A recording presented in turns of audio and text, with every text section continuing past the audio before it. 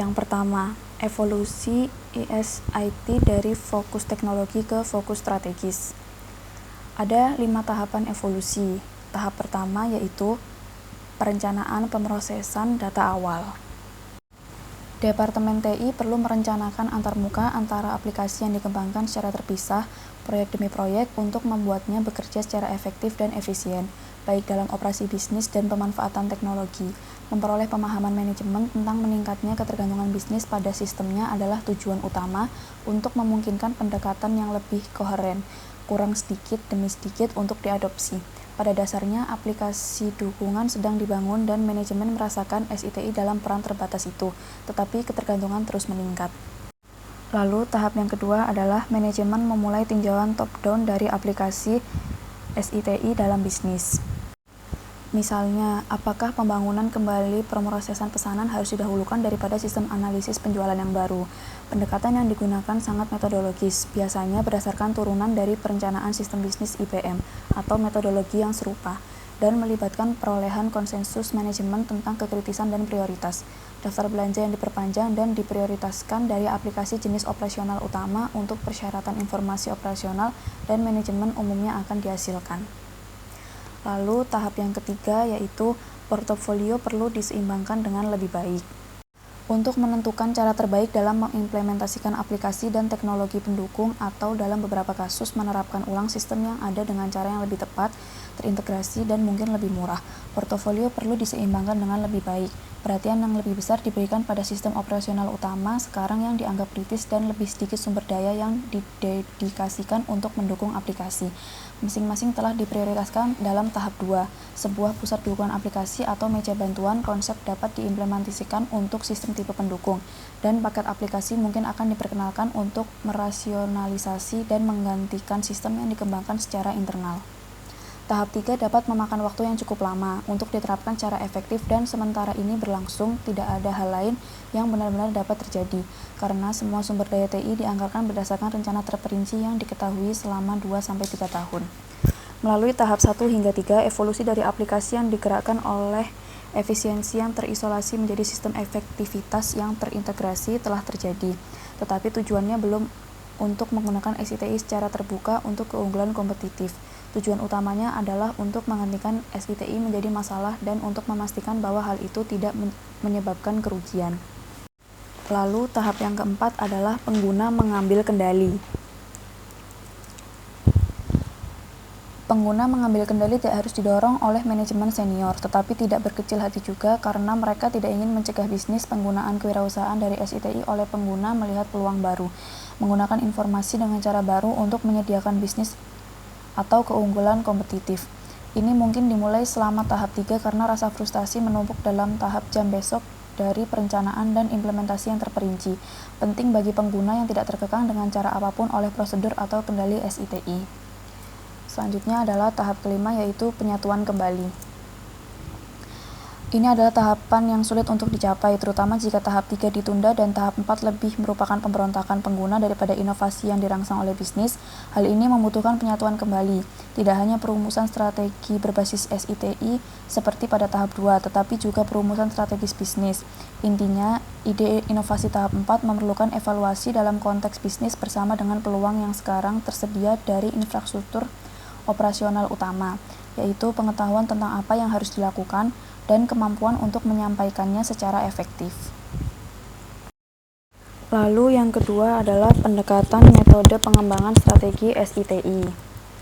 Sebuah organisasi dapat mengidentifikasi dari jenis-jenis pendekatan perencanaan yang ada di mana hal itu berkaitan dengan kebutuhan akhir untuk integrasi SITI dan perencanaan bisnis, dan pendekatan mana yang perlu diadopsi dalam jangka pendek untuk bergerak itu menuju tujuan akhirnya.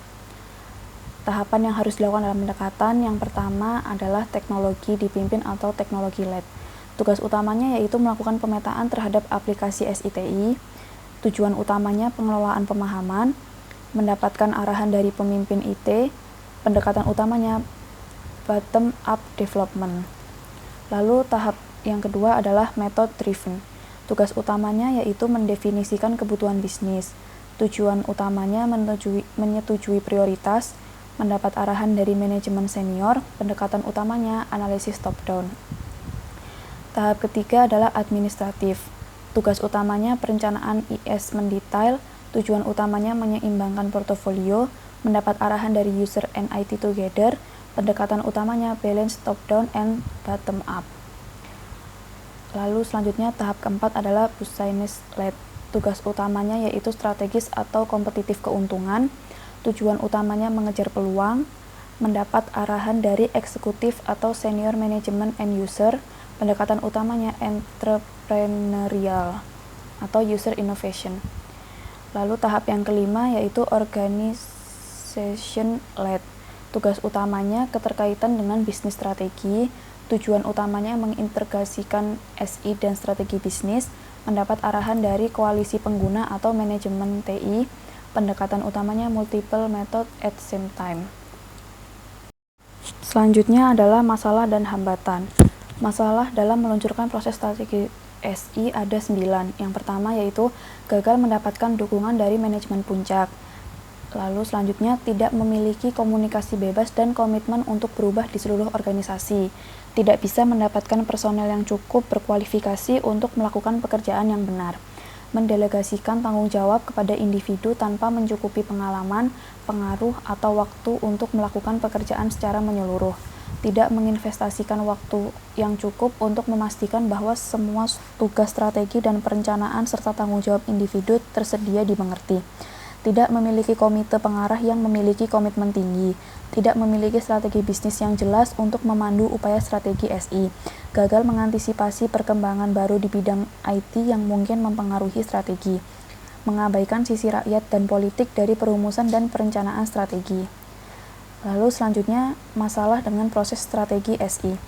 Yang pertama, gagal melibatkan manajemen puncak secara memadai, mengabaikan tujuan bisnis, gagal menerjemahkan tujuan dan strategi bisnis ke dalam rencana tindakan, gagal melibatkan pengguna secara memadai, mengandalkan secara eksklusif pada daftar keinginan pengguna untuk ide aplikasi, mengabaikan untuk menilai kelemahan internal yang realistis dari fungsi SI dalam menentukan kemampuan untuk menerapkan strategi yang direkomendasikan, tidak melakukan analisis top-down untuk mengidentifikasi area fungsional penting yang harus didukung oleh strategi SI, kegagalan untuk mempertimbangkan dan secara eksplisit mengevaluasi strategi SI alternatif untuk memberikan manajemen puncak pilihan yang berarti, gagal mereview strategi SI dengan semua manajer untuk mendapatkan dukungan dan kerjasama untuk implementasinya.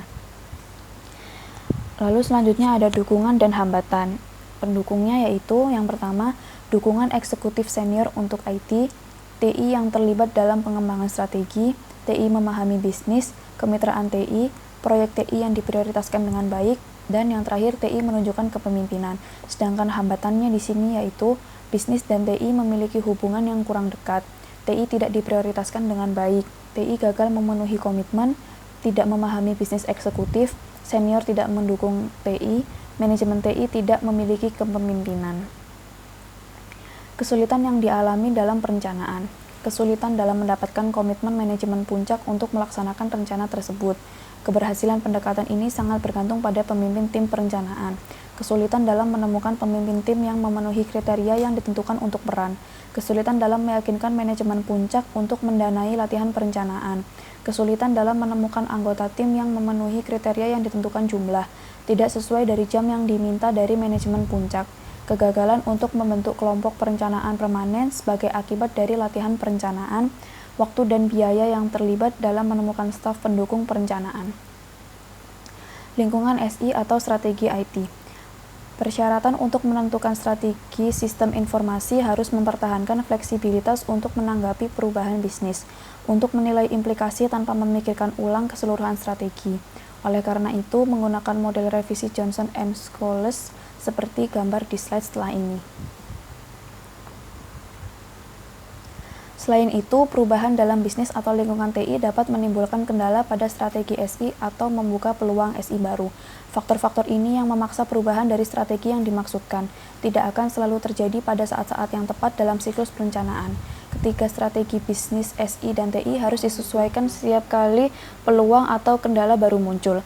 Sama pentingnya, dan ini sering diabaikan, Perubahan pada strategi ini akan membuat bagian dari strategi lama menjadi mubazir. Di banyak organisasi, upaya dan sumber daya SITI yang cukup besar dapat digunakan untuk mengejar persyaratan yang secara efektif sudah usang karena rencana tersebut, yang mungkin diturunkan setahun sebelumnya, telah diambil alih oleh peristiwa-peristiwa yang belum ditafsirkan dalam kaitannya dengan pengaruhnya terhadap SITI. Perkembangan sudah berlangsung. Masalah ini dapat diperparah di mana proyek SITI besar terlibat dan sebagian besar uang telah dihabiskan. Kita sudah mulai, jadi kita akan menyelesaikannya. Tampaknya menjadi aturan. Bahkan jika dengan menyelesaikan pengembangan sistem tidak ada manfaat sekarang akan terjadi. Bahkan dalam keadaan seperti itu, yang terbaik adalah berhenti bekerja dan mengarahkan sumber daya ke kebutuhan baru yang muncul. Tantangan strategis perencanaan SITI hari ini. Tujuan utama mengembangkan strategi SITI adalah berfokus untuk memberikan nilai pelanggan dan meningkatkan layanan pelanggan karena tekanan persaingan yang meningkat. Oleh karena itu, banyak perusahaan yang meningkatkan laba atas investasinya, tetapi investasi dalam jumlah besar juga memiliki potensi risiko yang tinggi. Tantangan yang muncul adalah mengembangkan strategi SITI dalam lingkungan yang kompetitif. Saat ini tidak mudah untuk dicapai, karena strategi SITI secara bersamaan harus dipromosikan sebagai strategi bersaing dan harus terus memenuhi pemrosesan informasi, juga kebutuhan informasi manajerial sehingga strategi SITI saat ini bukan lagi hanya sekedar untuk pengurangan biaya tetapi juga sebagai nilai tambah suatu perusahaan. Selanjutnya adalah membangun proses strategi SITI. Strategi SITI harus menjadi proses yang terus berkembang dan diperbarui sesuai kebutuhan, kekuatan eksternal, peluang bisnis, dan budaya organisasi. Selain sebagai proses berkelanjutan, perencanaan SI strategis juga merupakan proses pembelajaran baik spesialis SI dan pebisnis menjadi lebih sadar akan masalah bisnis dan teknologi, dan belajar untuk mengidentifikasi dan memanfaatkan peluang dalam lingkungan kerjasama. Selanjutnya, memulai siklus strategi. Saat memulai siklus strategi, yang sangat penting adalah jumlah waktu dan upaya yang memadai dihabiskan dalam proses perencanaan untuk perencanaan. Karena upaya yang dihabiskan di sini dapat menentukan apakah kesuksesan dapat dicapai. Selanjutnya, menetapkan kriteria sukses.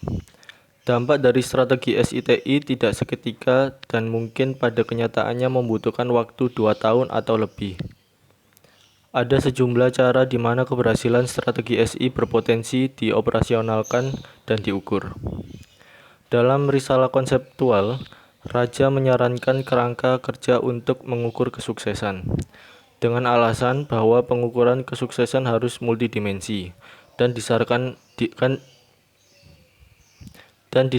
pada penilaian yang bersifat menghakimi dan objektif.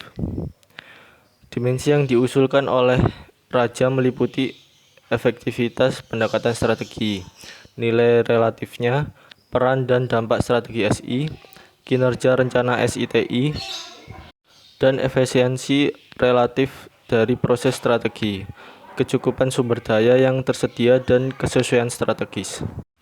Selanjutnya adalah model kriteria sukses. Dalam model ini mengilustrasikan yang menghubungkan input sumber daya dengan proses strategi SITI dan tujuan proses. Dimensi proses strategi SI dapat diringkas dalam 3 aspek. Yang pertama, efisiensi sumber daya. Yang kedua, pengayaan proses, dan yang terakhir, efektivitas proses. Multidimensi ini perspektif proses strategi SI memberikan metode yang lebih komprehensif untuk menilai keberhasilan. Efisiensi sumber daya mengacu pada penggunaan yang efisien dan pengelolaan masukan untuk proses atau sumber daya yang diperlukan untuk proses tersebut. Yang kedua, penyuburan berorientasi pada proses dan mengacu pada peningkatan dan kemampuan beradaptasi dari proses strategi SITI, memungkinkan untuk responsif terhadap perubahan berkelanjutan di lingkungan dan untuk menghasilkan pembelajaran tambahan. Proses ini berfokus pada komunikasi, interaksi, inovasi, pembelajaran, komitmen, motivasi, kontrol, perubahan dan peningkatan dengan melakukan latihan strategi. Yang ketiga, efektivitas berorientasi pada keluaran dan mengacu pada keefektifan proses strategi SITI dalam memenuhi tujuan yang dimaksudkan. Tujuan dari proses ini termasuk memprediksi tren masa depan, mengevaluasi alternatif, menghindari area masalah, meningkatkan pemahaman dan pengetahuan manajemen, meningkatkan kinerja jangka pendek dan jangka panjang, penyelarasan SI bisnis, kesepakatan mengenai prioritas pengembangan, jadwal implementasi yang layak dan menjelaskan tanggung jawab manajerial. Selanjutnya, tujuan dan mengemudi stimuli adalah pengembangan strategi. Tujuan dalam mengembangkan strategi SITI adalah untuk memastikan bahwa nilai terbaik dapat diberikan dari investasi SITI. Hal ini dapat dicapai dengan menyelaraskan permintaan SI dengan strategi bisnis, penyelarasan strategis, dan dengan mengeksplorasi peluang bagi SITI untuk membentuk strategi bisnis di mana dimungkinkan untuk meningkatkan daya saing, produktivitas, dan kesesuaian organisasi secara keseluruhan. Selanjutnya, unit bisnis strategis atau SBU. Dalam organisasi besar, di mana kemungkinan terdapat sejumlah unit bisnis yang berbeda, kemungkinan besar masing-masing harus memiliki strategi SI sendiri yang digabungkan erat dengan strategi bisnisnya. Bukti yang tersedia menunjukkan bahwa organisasi yang telah melakukan ini mencapai dan mengakui kontribusi yang lebih langsung dari SITI terhadap kinerja bisnis. Selanjutnya, strategi SI untuk SBU perusahaan. Mengembangkan strategi SITI di tingkat kelompok sama tidak mungkinnya berhasil, kecuali jika itu adalah kelompok bisnis yang sangat mirip. Ada potensi bahaya yang terkait dengan upaya mengembangkan sistem umum di seluruh perusahaan grup. Dalam hal ini, strategi SI yang memenuhi kebutuhan satu unit sepertinya tidak akan optimal untuk unit lainnya, bahkan di mana organisasi telah memberlakukan strategi umum untuk aplikasi ERP atau CRM. Implementasi di setiap unit mungkin sangat bervariasi, menghasilkan sedikit kesamaan dalam hal sistem, meskipun paket perangkat lunaknya sama. Selanjutnya adalah memilih titik awal. Beberapa hal penting dalam menentukan pilihan titik awal adalah komitmen dan keterlibatan manajemen yang kuat terjamin. Yang kedua, rencana dan arah bisnis yang jelas diketahui dan tersedia. Yang ketiga, peran SITI sudah dihormati. Yang terakhir, perencanaan bisnis strategis mapan. Selanjutnya, konsolidasi di seluruh unit bisnis. Jika lebih dari satu unit terlibat dalam proses strategi SITI, dan terutama jika unit tersebut serupa dalam profil bisnis mereka, maka referensi silang selama proses strategi adalah ide yang bagus. Sebagai alternatif, aktivitas perencanaan dapat dibuat secara bertahap untuk memanfaatkan elemen-elemen umum. Selanjutnya adalah tujuan. Serangkaian tujuan yang sangat umum dapat ditetapkan sebagai berikut. Identifikasi kebutuhan informasi saat ini dan masa depan untuk organisasi. Melengkapi fungsi SI agar responsif terhadap kebutuhan bisnis yang berubah cepat dan untuk dapat memenuhi persyaratan yang mendesak. Menentukan kebijakan untuk pengolahan, pembuatan, pemeliharaan, kontrol, dan aksesibilitas sumber daya informasi perusahaan. Resposisi SI berfungsi lebih terpusat dalam bisnis dengan representasi di tingkat manajemen puncak. Memastikan arsitektur sistem informasi yang baik dibuat sehingga sistem berkualitas tinggi dapat dibangun dan dipelihara. Identifikasi portofolio keterampilan yang akan dibutuhkan selama masa rencana. Dan dikembangkan rencana migrasi untuk mengatasi kelemahan dan memanfaatkan keterampilan dalam fungsi SI. Menentukan struktur organisasi yang efektif dan dapat dicapai untuk fungsi SI. Memastikan bahwa fungsi SI melihat keluar dan tidak berfokus secara internal pada masalah teknologi. Dan bahwa tujuan fungsi tersebut tidak hanya terkait dengan kebutuhan bisnis tetapi juga berkomunikasi secara luas. Memastikan bahwa ada penerimaan tanggung jawab bersama antara SITI dan pelaku bisnis untuk keberhasilan eksploitasi informasi dan teknologi. Selanjutnya adalah harapan.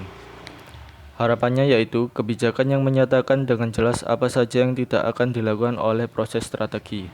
Misalnya, tidak ada rekomendasi yang akan dibuat mengenai produk perangkat keras dan perangkat lunak tertentu. Perusahaan luar negeri dan cabang berada di luar lingkup. Selanjutnya, saya akan menjelaskan tentang pendekatan dan kerangka SITI. Pendekatan SITI akan tergantung pada kelengkapan dokumen strategi SITI yang ada, berapa banyak perubahan yang diperlukan, dan seberapa baik strategi itu diintegrasikan dengan strategi bisnis. Kemudian, proses tersebut harus dapat dimengerti dan diterima oleh semua pihak yang berkepentingan atau stakeholder dan tidak boleh terlalu rumit atau dibatasi. Pimpinan dan stakeholder harus mengerti mengapa setiap langkah dalam proses itu perlu dilakukan dan mengapa setiap dokumen itu dihasilkan. Kegagalan dalam hal ini dapat berdampak pada produksi diagram. Selanjutnya, pendekatan SITI. Pendekatan SITI yang dipilih harus sesuai dengan kebutuhan eksplisit dan lingkungan budaya, kematangan organisasi, serta keterampilan yang tersedia. Pendekatan yang dipilih harus memiliki kriteria seperti fleksibel, modular, dan dapat memberikan hasil dari kegiatan sebelumnya, penekanan pada hasil, pemeriksaan yang jelas, pengenalan sifat interaktif dan siklik dari proses, pengakuan akan pentingnya sumber daya manusia dari proses tersebut, dan alat diagram sederhana. Selanjutnya, tahap awal proses strategi. Konfirmasi tujuan, sasaran, ruang lingkup, dan juga hasil. Pendekatan ditentukan dan sumber daya yang dipunya. Pelaku bisnis diidentifikasi dan tim dikumpulkan jika perlu terlatih.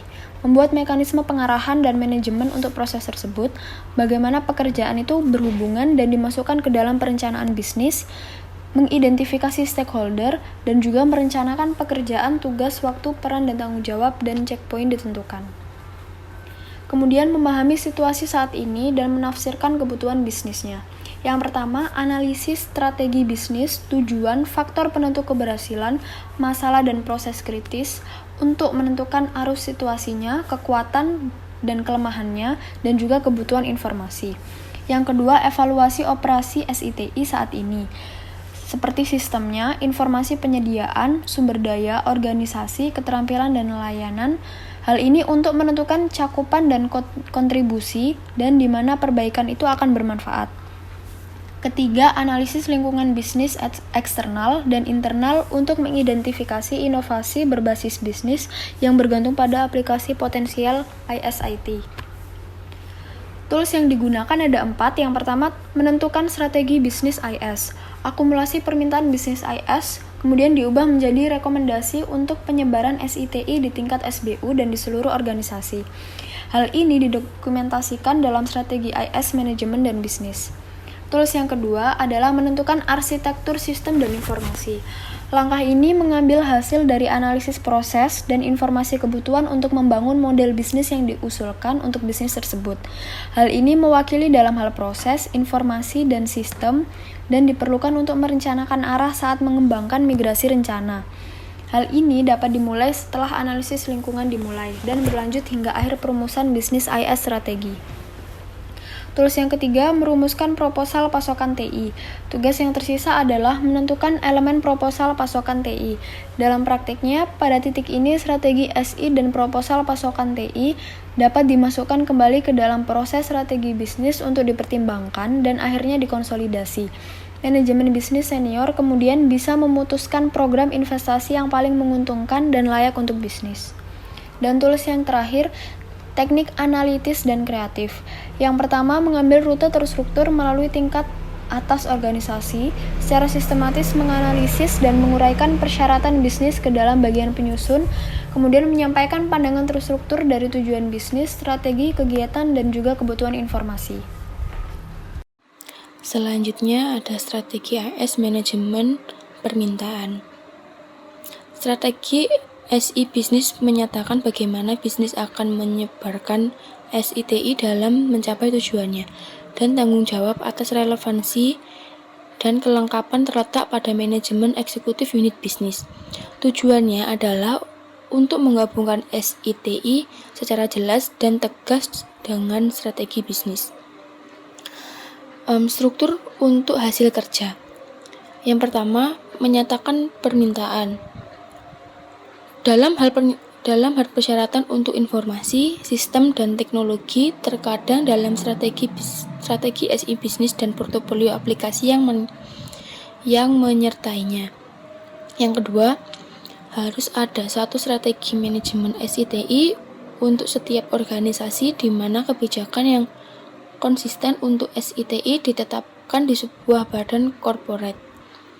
Yang tiga, ringkasan eksekutif adalah makalah singkat yang terdiri dari ringkasan kesimpulan dan rekomendasi yang diambil dari semua elemen strategi.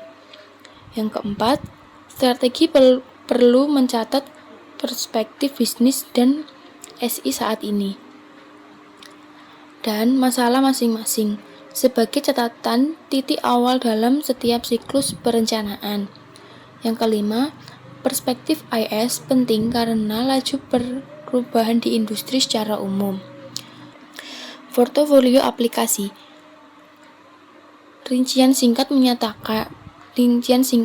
persyaratan sistem aplikasi dicatat dalam strategi SI bisnis. Portofolio ini dikategorikan berdasarkan aplikasi dan perannya dalam mendukung strategi bisnis saat ini dan masa depan. Dalam 4 kategori yang telah dijelaskan, antara lain strategis, berpotensi tinggi, operasional utama, dan dukungan, portofolio tidak hanya berisi persyaratan yang dinyatakan, tetapi juga dapat mencakup aplikasi dan proposisi potensial untuk meningkatkan strategi bisnis di masa depan. Proposal ini kemungkinan besar akan membahas aktivitas yang terkait dengan pelanggan dan persaingan. Selanjutnya, memasarkan strategi SITI. Yang pertama, ruang lingkup dan dasar pemikiran.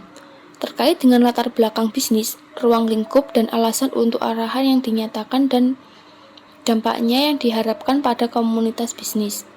Yang kedua, fungsi IS. Terkait dengan organisasi, sumber daya dan alokasi tanggung jawab dan otoritas untuk keputusan SITI. Ini mencakup struktur formal dan informal dan setiap kelompok pengaruh atau struktur pelapis manajemen untuk memberikan koherensi. Yang ketiga, kebijakan investasi dan prioritas. Menerapkan strategi akan kebutuhan banyak keputusan terpisah dengan investasi yang akan dibuat. Yang keempat, kebijakan vendor. Ini mungkin menyatakan vendor tertentu atau parameter yang harus memandu pilihan vendor seperti interkoneksi, kesehatan finansial, dan lainnya. Yang kelima, kebijakan dampak manusia termasuk pendidikan. Yang keenam, kebijakan akuntansi IS. Di banyak organisasi, strategi dapat gagal karena kebijakan akuntansi yang tidak sensitif atau tidak tepat untuk pengisian sumber daya SITI. Strategi manajemen SITI. Yang pertama, ruang lingkup dan dasar pemikiran. Terkait dengan latar belakang bisnis, ruang lingkup dan alasan untuk arahan yang dinyatakan dan dampaknya yang diharapkan pada komunitas bisnis. Yang kedua, fungsi IS. Terkait dengan organisasi, sumber daya dan alokasi tanggung jawab dan otoritas untuk keputusan SITI. Ini mencakup struktur formal dan informal dalam setiap kelompok pengarah atau struktur pelapis komite manajemen untuk memberikan koherensi. Yang ketiga, kebijakan investasi dan prioritas. menerapkan strategi akan kebutuhan banyak keputusan terpisah tentang investasi dan yang akan dibuat. Yang keempat, kebijakan vendor. Ini mungkin menyatakan vendor tertentu atau parameter yang harus memandu pilihan vendor, seperti interkoreksi kesehatan finansial, menyediakan layanan, dan lain sebagainya. Yang kelima, dampak manusia, termasuk pendidikan. Yang keenam, kebijakan akuntansi IS. Banyak organisasi strategi dapat gagal karena kebijakan akuntansi yang tidak sensitif atau tidak tepat untuk mengisi sumber daya SITI. Hasil dari proses strategi SITI. Yang pertama, meninjau dan menyetujui rencana dan menanggapi masalah manajemen risiko. Yang kedua, melakukan tinjauan pos pemeriksaan. Yang ketiga, otorisasi kelajuan pekerjaan pada aktivitas perencanaan berikutnya. Yang keempat, meninjau dan berkontribusi pada rencana strategis akhir sebelum diserahkan ke tim eksekutif bisnis. Sekian presentasi dari kelompok kami. Apabila ada kurangnya mohon maaf. Wassalamualaikum warahmatullahi wabarakatuh.